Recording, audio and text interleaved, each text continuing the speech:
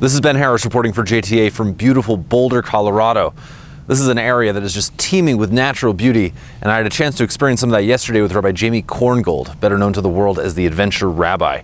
Korngold runs a range of programs that attempt to fuse Jewish spirituality with the great outdoors. She runs a Passover retreat in the desert, Shabbat services on skis, and things like that. I had a chance to speak with her about what makes dramatic landscapes like this so conducive to Jewish experience.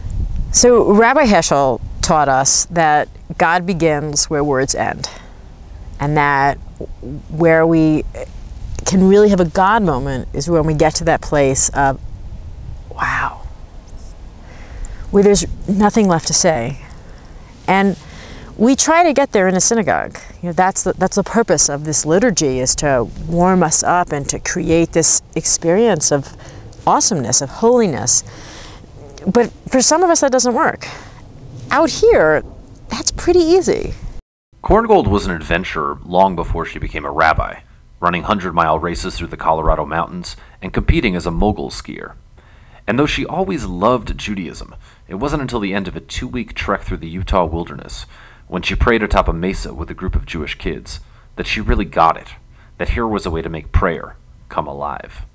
I said to the kids, I said, let's pray today as if the God we're giving thanks to is represented by this canyon, by the trees, and by the river, and by the rocks, and by all of us together, and by this journey that we've taken. And when we were done, there was just silence. It was just silence. And finally, one of the kids spoke up, and he said, I never knew prayer could be like that.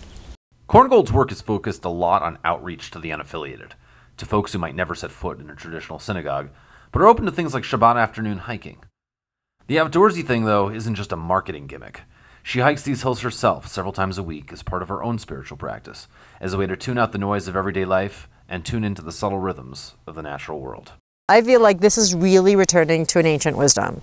And I think that's what I talk a lot about in my book, is that this really is nothing new. What's new is that I wear Gore-Tex and Capilene, you know, but the experience of the connection between Judaism and the outdoors is a really ancient practice. It's where religion began. From Boulder, Colorado, this is Ben Harris reporting.